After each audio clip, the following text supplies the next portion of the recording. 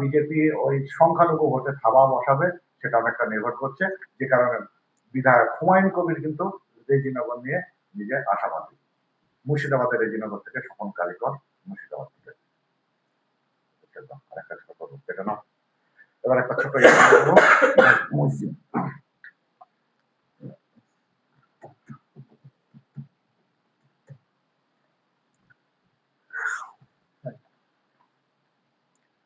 গত 4-5 দিন ধরে আমরা দেখছি যে বিভিন্ন সেই হাইকোর্ট হোক বা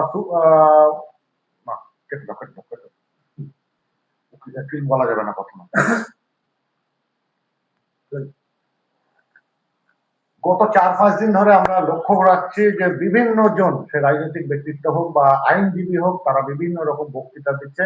একটাই নাকি বিভিন্ন ধর্মীয় স্থান থেকে মাইক সরিয়ে নেওয়া হচ্ছে, সে মসজিদই হোক আর মন্দিরই হোক। সেখানে মুর্শিদাবাদেও বেশ কিছু জায়গায় ইতিমধ্যে অভিযোগ এসেছে, খবরও হয়েছে বিভিন্ন মিডিয়ায়, আপনারা দেখেছেন সেটা। এদিকে সংখ্যালঘু যে নেতা আছে, একদিকে অনেকেই মনে করে যে সিদ্দিকুল্লাহ চৌধুরী আছে, তিনি বারবার বক্তৃতা দিয়েছেন, কিন্তু এই মসজিদ এবং মন্দির থেকে যে মাইক সরিয়ে নিচ্ছেন সেটা হুমায়ুন কবির কোন চোখে দেখেন? তার কারণ তিনি যা কিছু বলেন আপনারা জানেন যে সোজা সাপটা ভাবে বলেন, যেটা ঠিক সেটা ঠিক আর যেটা ভুল ভুলকে।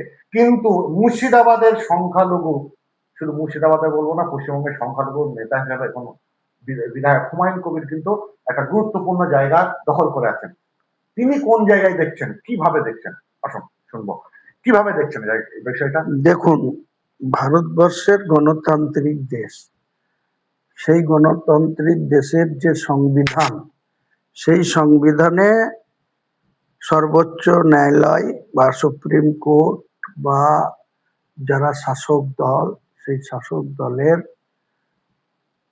যে সিদ্ধান্ত বা যে ধরনের বিধানসভায় কোনো আইনকে অ্যামেন্ডমেন্ট আনা বা কোনো নতুন নির্দেশিকা জারি করা, এসবের অধিকার রয়েছে। যারা শাসক দল তাদের যেমন এটা করার অধিকার রয়েছে। দেখুন, এই যে কিছুদিন আগে গুন্ডা দমন বিল বিধানসভায় আসলো, মাননীয় গভর্নর, রাজ্যপাল তিনিও সিগনেচার করে দিয়েছিলেন, কিন্তু এখনো সেটা রাষ্ট্রপতি সিগনেচার করেননি। কাজেই এখনো সেটা আইনে পরিণত হয়নি। ইতিমধ্যে হাইকোর্টে এই গুন্ডা দমন আইন নিয়ে কিছু রাজনৈতিক ব্যক্তির উপরে এই আইন প্রয়োগ করার চেষ্টা রাজ্য সরকার করেছিল। স্বাভাবিক কারণেই হাইকোর্টে গিয়ে মামলা করেছিল যে গুন্ডা যারা, তাদের বিরুদ্ধে ব্যবস্থা হোক, কিন্তু পলিটিক্যাল কোনো ম্যানকে গুন্ডা দমন আইন এনে এটা করা যাবে না। এইবার হাইকোর্ট মামলা যখন ফাইল হলো, অনারেবল হাইকোর্টের জাস্টিসরা বললেন এইটা তো আইনেই এখনো পরিণত হয়নি, তাহলে এটা নিয়ে আমরা কি কেসের হিয়ারিং নেব? কারণ এটা যখন বিধানসভায় পাস হয়েছে, গভর্নর পাস করেছে, তারপরে রাষ্ট্রপতির কাছে গিয়েছে, এখনো রাষ্ট্রপতি সেটা অনুমোদন দেয়নি, তাহলে সেইটার এগেনস্টে হাইকোর্টে কি হিয়ারিং হবে বা কি কেস হবে? কেস সব ডিসমিস, মানে হাইকোর্টও এটা নিয়ে কোনো কিছু রিয়াকশন দেওয়ার জায়গায় নেই। তাহলে আমি বলবো যে বিভিন্ন স্টেটে যে হাইকোর্ট বা সর্বোপরি ভারতবর্ষের সর্বোচ্চ কোর্ট সুপ্রিম কোর্ট এই সাউন্ড ডিসিপ্লিন উল্লেখ করে দিয়েছে যে মসজিদ, মন্দির, গুরুদ্বারা যে যেখানে মাইক বাজার, তার একটা লিমিটেশন বেঁধে দিয়েছে যে এই সাউন্ডে তাকে মাইক বাজাতে হবে বা সেটাকে মান্যতা দিতে হবে। তো সেটা যদি কেউ অমান্য করে, তাহলে যেখানে করবে সেই স্টেটের প্রশাসক বা সেই স্টেটের যারা প্রশাসনিক কর্তা ব্যক্তি, তারা তো লিখিতভাবে একটা অর্ডার বের করবে, কারণ তাকেও সুপ্রিম কোর্টকে মানতে হবে। আর যে সকল মসজিদ, মন্দির, যারা পুজো, যারা নামাজে আজান দেওয়া, তাদের ক্ষেত্রেও তো সেই ভারতবর্ষের সুপ্রিম কোর্টের নির্দেশটাকে ফলো করা বা অনারেবল হাইকোর্টের যে জাজ সাহেবরা যেটা সাউন্ড যেটা রাখতে বলেছেন সেটা তো সবাইকেই মান্যতা দেওয়া উচিত, কিন্তু এখানে কিছু পুলিশ পার্সন বিভিন্ন জায়গায় অতিরঞ্জিত করছে। তাদেরকে ধরে নিয়ে আসতে বললে বেঁধে নিয়ে আসছে, আর যখন বেঁধে নিয়ে আসতে বলবে তখন তাদেরকে মারতে মারতে নিয়ে আসবে। এইরকম একটা অতি উৎসাহিত হয়ে পুলিশ প্রশাসন করতে চাইছেন। এতে কিন্তু বাংলার যে সংস্কৃতি, বাংলার যে সম্প্রীতি, বাংলার যে নিজের নিজের ধর্মাচরণ করার সংবিধানে যে অধিকার, সেটাকে অমান্য করার সামিল হচ্ছে। তো এটা কোনোদিন হতে পারে না, এটা কোনোদিন বরদাস্ত করা যায় না।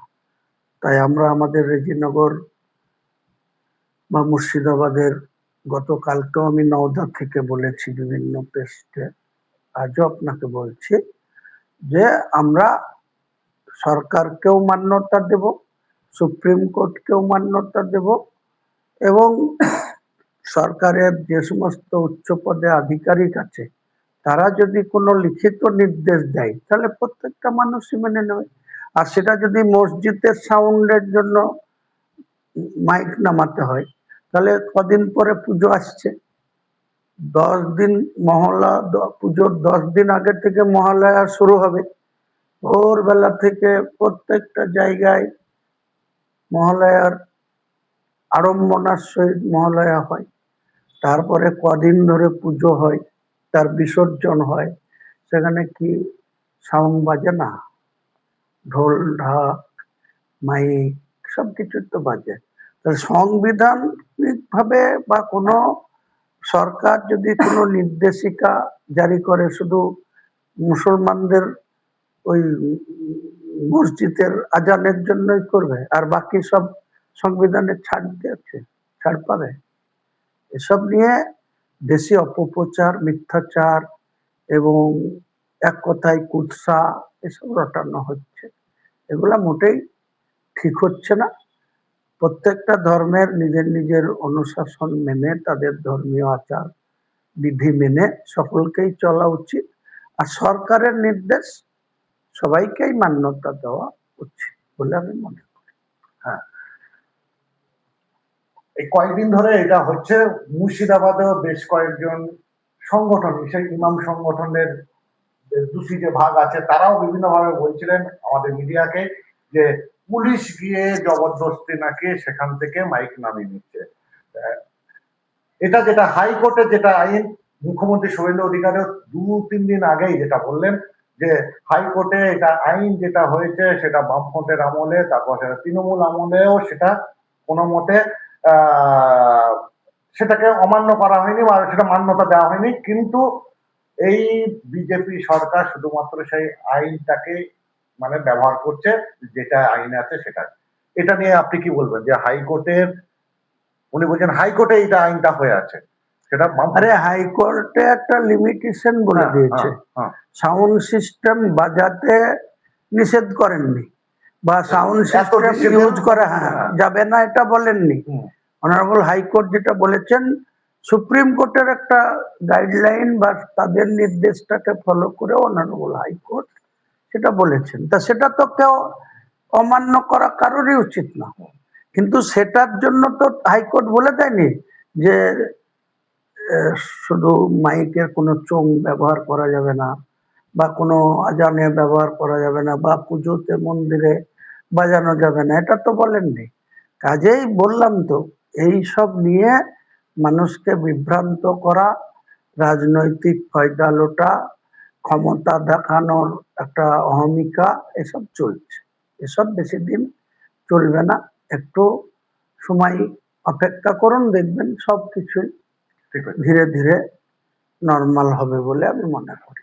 অসংখ্য ধন্যবাদ।